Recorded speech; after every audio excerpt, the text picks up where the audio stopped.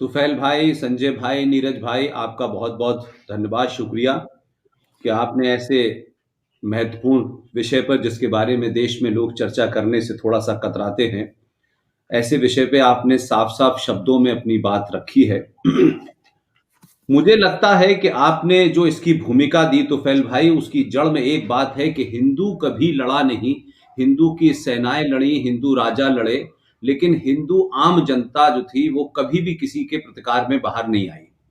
और उसकी एक जो आपने 47 से इतिहास में ले गए आप, तो इतिहास से मैं 47 तक अगर आता हूं तो आज भी भारत का सनातनी हिंदू किसी समस्या से एक सामाजिक तौर पे नहीं लड़ना चाहता, एक सामूहिक तौर पे नहीं लड़ना चाहता। वो चाहता है कि उसकी लड़ाई पुलिस लड़े, उसकी लड़ाई सरकार लड़े, उसकी लड़ाई जुडिशरी लड़े। और यही वजह है कि सरकारें आई, सरकारों ने अपने नफे नुकसान के हिसाब से काम किया, लेकिन समाज कभी भी संगठित नहीं हो पाया। समाज कभी उन खतरों को समझ नहीं पाया और समाज ने कभी उसकी एक चुनौती के रूप में प्रतिकार नहीं किया। लिहाजा सरकारें के बल पे रहना और फौज के बल पे रहना और पुलिस के बल पे रहना, ये हमारे एक तरीके से कहने जनरेशन टू जनरेशन हम इस तरफ आए। और इस दरमियान में एक जो दो बड़ी बातें हुई वो ये कि एक तो खास तौर से हमारे अपने समाज के लोगों ने जितनी भी, आप ये कह सकते हैं कि जो हमारे ऐसे पुरुष थे या ऐसे हमारे महान लोग थे जिनसे हमारे अंदर एक पुरुषार्थ की भावना जागती है, एक सम्मान की भावना जागती है, हमने उन्हें मिटा दिया। और तमाम वो लोग जिन्होंने उस समय के साथ कंप्रोमाइज कर दिए, सर्वाइवल की लड़ाई लड़ी कि भाई हम थोड़ी देर के लिए सर्वाइव कर जाएं, फिर हम कुछ और करके सर्वाइव कर जाएं, तो तिलक मिटा करके सर्वाइव किया लोगों ने, चोटी हटा के सर्वाइव किया। तो धीरे धीरे अब हमारी एक इस तरीके की नियति बन गई है कि हम खुद न खोना चाहते हैं और न जिंदा रहने के लिए मरना चाहते हैं। लिहाजा आज की परिस्थिति में हम देखें कि भारत के अंदर अगर आप देखें तो इस्लामिक राज जो है, मैं मानता हूं आज भी पूरे जोर और एलानिये के साथ चल रहा है। और हम भारत के वासी आज भी क्षणिक तौर पर किसी घटना पे प्रतिक्रिया देना या किसी के एक्शन पे रिएक्शन देना ही अपना हिंदुत्व या सनातनी समझते हैं। और हमें हमारे राजनीतिज्ञों ने ऐसे ऐसे नैरेटिव दिए। मैं बार बार एक बात कहता रहा हूं तुफैल भाई कि राज्य में और राष्ट्र में फर्क होता है, और हम राज्य की शक्तियों को ही अपनी और राष्ट्र की शक्तियां समझ लेते हैं। राष्ट्र को समाज चलाता है, राष्ट्र सरोकारों से चलता है, आस्थाओं से चलता है, आपके ट्रेडिशन से चलता है, वैल्यूज से चलता है। लेकिन राज्य जो है वो संविधान से चलता है, उसमें फौज होती है, पुलिस होती है, उसमें जुडिशरी होती है। तो हम इन तमाम जितने भी एपरेटस हैं राज्य के, उसको अपना समझ बैठते हैं और वो कभी आपका अपना नहीं होता। लिहाजा हम ये देखें कि आजादी से पहले की आप अगर कुछ घटनाओं को देखें आसपास की, खासतौर से 1920 से लेकर के अब तक की घटनाओं को देखें, तो आप देखें किस तरीके से टर्की के अंदर जो मामला उस वक्त थे, आप सोचें हमारे देश के नेताओं ने, राष्ट्रपिता ने, और दो जो फ्रॉड इस वक्त जिनके नाम से रामपुर में एक यूनिवर्सिटी बनी हुई है, किस तरीके से हमने उस जो है खिलाफत मूवमेंट को भारत में स्वीकार किया। और फिर भारत के मुसलमानों के सिलसिले में महात्मा गांधी ने कहा कि अगर हम भारत के मुसलमानों को इसमें शामिल करेंगे और इसको सपोर्ट करेंगे तो वो हमारी आजादी में बढ़ के हिस्सा लेंगे। तो 1920 में जो खिलाफत मूवमेंट का हशर हमने मोपला में देखा, वो हम सबको पता है। और 27 साल में मात्र ये देश जो है मजहब के नाम पे बटा। लेकिन आज भी वो कितने बड़े बड़े हिंदू संगठन हो, हिंदूवादी हो, आज भी हम बार बार एक ऐसे सच्चे नैरेटिव को नकारने के लिए कहते हैं हमें अंग्रेजों ने बांटा और हमें आपस में फूट डाली और हम बट गए। हम इतने भोले लोग थे कि अंग्रेजों ने फूट डाली और हम अलग अलग हुए और बट गए। आज भी हम नहीं कहते हैं कि भारत का विभाजन मजहब के नाम पे हुआ, और मजहब के नाम पे होने के बाद उसे आज तक हमने अपनी राजनीतिक स्वार्थों के लिए न पब्लिक में कहा, न हमारे इतिहास में पढ़ाया गया, न हमारे कभी इंटेलेक्चुअल डिस्कोर्स का हिस्सा रहा। लिहाजा हम सच बातों से हटते चले गए और झूठे नैरेटिव में फंसे। इसलिए आप देखें कि इस दरमियान 1400 साल से लेकर के आज तक हम ये सुनते चले आ रहे हैं, Islam is a religion of peace. अब वो पीस की स्पेलिंग उनकी कुछ और है और आपकी कुछ और है, आप कंफ्यूज हैं, वो क्लियर है।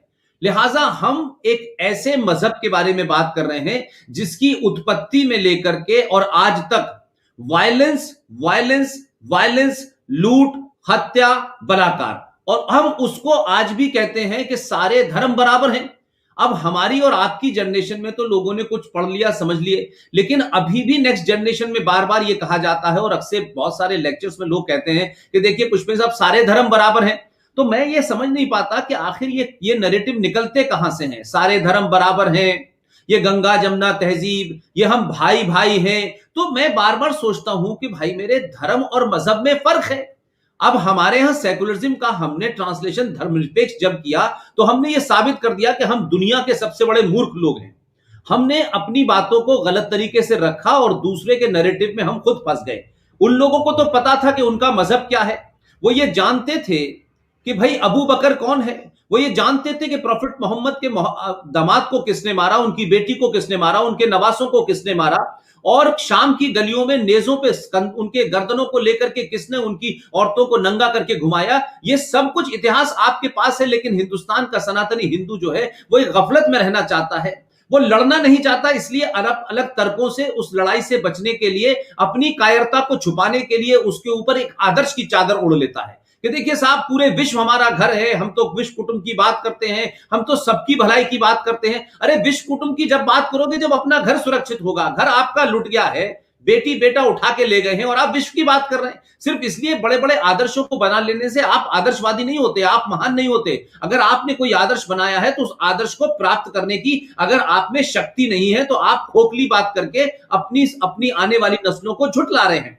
लिहाजा हम देखें, वो साफ, मैं आज भी पूरे ईमानदारी से कहता हूं तोफैल भाई, नीरज भाई, कि इस्लाम के मानने वालों में कोई गफलत, कोई कंफ्यूजन नहीं है। उनका फंडा क्लियर है, ये हम नहीं समझ पा रहे। वो सुबह सुबह उठते हैं, सनातन हिंदू में 2 चांटे मारते हैं और फिर कहते हैं कि हम तो भाई भाई हैं और हमारा मजहब नहीं सिखाता एक दूसरे से पैर करना, और फिर रात में आपको पीटते हैं, फिर सुबह कहते हैं। तो उन्होंने तो इस तरीके की मार्केटिंग की है इस्लाम की कि कोका कोला कंपनी भी नहीं कर पाई आज तक इतनी, जिस तरीके से नैरेटिव क्रिएट किए, और उस नैरेटिव में आज भी हम फंसे हुए हैं। तो आप देखिए कि कुरान आसमानी किताब है, ये सारे मुसलमान मानते हैं। आप सब जानते हैं कि कुरान शरीफ में सूरा नंबर 9 आयत नंबर 5, 123, 23, 37, 111, 58, 29, 14, 28 ये क्या कहती हैं? साफ साफ लिखा है, हम पढ़ना नहीं चाहते। तो सनातनी ना तो गीता पढ़ता है, ना रामायण पढ़ता है, ना शास्त्र पढ़ता है, ना उपनिषद पढ़ता है, ना कुरान पढ़ता है, और जो भी कोई कुछ बता देता है उसके हिसाब से वो चलने लगता है। तो आज की हम स्थिति में देखें कि आप सोचें कि हमारे यहां, आप सोचिए कि अल बगदादी, आज जो अल बगदादी कर रहा है वो असली इस्लाम है, जो अबू बकर से शुरू हुआ था और अल बगदादी तक आया।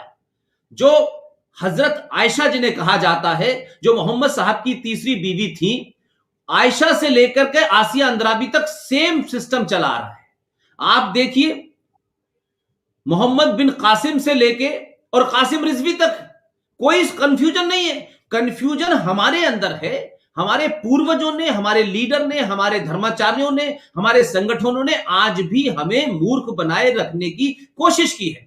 लिहाजा मैं नहीं समझता कि अगर ईमानदारी से इस देश में कोशिश होती कि हिंदू समाज को, किसी के खिलाफ नहीं, लेकिन हिंदू समाज क्या है, हम कौन है, कहां से आए हैं, क्या हमारी बैकग्राउंड है, क्या हमारी संस्कृति है, क्या हमारे आदर्श हैं, इस पे जब भी चर्चा होती तो मैं नहीं समझता था कि आज हम जिस मोड़ पे खड़े हुए हैं कि दुनिया का एक ऐसा ऐसा ऐसा धर्म जिसने ज्ञान विज्ञान बांटा हो, दुनिया को रास्ता दिखाया हो, आज वो खुद इतने अंधकार में रह रहा है कि बौने और बौनों के बौने और गुलामों के गुलाम आप पे राज कर रहे हैं और खुलेआम कर रहे हैं। और आप सिर्फ उनसे समय बाय करते हैं कि देखिए साहब, कश्मीर में किसी तरीके से सरकार बन जाए तो सरकार बन जाए तो हम उसको किसी तरीके से खुश कर ले, और वहां मुसलमान खुश हो जाएंगे तो फिर वो हमारे साथ रहेंगे, वो पाकिस्तान के साथ नहीं रहेंगे। लेकिन उनका एजेंडा इतना क्लियर है कि अगर उनका कुछ दिन के लिए एक आदमी गृह मंत्री बना, उसने बिना कुछ सोचे समझे 2 दिसंबर 1989 को शपथ ली और 19 जनवरी 1990 को उसकी देखरेख में तमाम लोगों ने मिलकर 5.5 लाख कश्मीरी हिंदू पंडितों को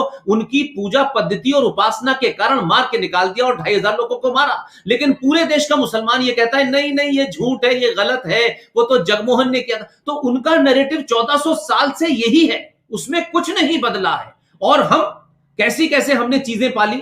एक हमारे यहां बड़ी बड़ी बड़ी तुफैल भाई बड़ी शान समझते हैं, खासतौर से हिंदू लीडर। भाई देखिए, मोहम्मद इकबाल ने कहा था इमामे हिंद है राम। अब किसी से ये पूछो कि इमामे हिंद है राम, ये मोहम्मद इकबाल ने कहा था, जिसके पूर्वज सपरू थे। भाई अगर इसका मतलब निकालें तो आप भी जानते हैं तुफैल भाई कि इमाम किसका होता है? मस्जिद का होता है ना। तो हिंदुस्तान एक मस्जिद है और राम उसके इमाम है। तो जो राम पूरी दुनिया में सूर्यवंशी थे, उनको सुकड़ करके राम का एक मस्जिद का इमाम बना दिया, और हम इस बात को बड़े उससे कहते हैं कि इमाम हिंद थे राम। फिर दूसरा आया इकबाल ने कहा कि दोनों दोनों एक ही लाइन में खड़े हो गए, महमूद और अयाज एक ही लाइन में खड़े हो गए, एक ही सफ में खड़े हो गए। अरे महमूद गजनबी ने तो जिंदगी में कभी नमाज नहीं पढ़ी, 17 बार वो भारत पे इस्लाम के नाम पे हमला करने आया, लेकिन एक बार भी हज करने नहीं गया। तो वो कौन सा मुसलमान था? तो तमाम वो लोग जो आज भी पुराने इतिहास से और 47 के बाद से, और आज भी हम ये देख रहे हैं कि आज भी हम उसी कंफ्यूजन में हैं। आज भी हम जब बात कहते हैं तो हमारे हिंदू समाज के बच्चे ही बहुत सारे सवाल हमारे ऊपर उठाते हैं। कोई कहता है कि कुरान में भी अगर वायलेंस है तो गीता में भी है। तो मैंने कहा गीता का कुरान से कोई कंपैरिजन नहीं है। गीता किसी हिंदू धर्म की किताब नहीं है, और धर्म और मजहब के बारे में लोगों को नहीं पता। तो इस तरीके के बहुत सारे कंफ्यूजन है। लिहाजा मुझे लगता है कि कोर्ट के द्वारा कुछ फैसलों पे भी हम मानने को तैयार नहीं होते। कुरान तो हम छूते भी नहीं है, पढ़ते भी नहीं है, देखते भी नहीं है, और जो मुसलमान हमको बहलाता है। इसलिए आज हम एक नई नई बीमारियों से ग्रस्त हो गए हैं, लैंड जिहाद से ग्रस्त हैं, लव जिहाद से ग्रस्त हैं, तमाम ऐसी बातों से ग्रस्त हैं। इसलिए 5% रह जग होने वाला मुसलमान, उसको भाईचारा लगता है, गंगा जमुना तहजीब लगती है। तब वो बात एपीजे अब्दुल कलाम की करता है, तब वो बिस्मिल्लाह खां की बात करता है। 15% में वो रामपुर हो जाता है, और 40 और 50% में वो कश्मीर और केरला और कर्नाटक बना देता है। तो कंफ्यूजन हमारे अंदर है।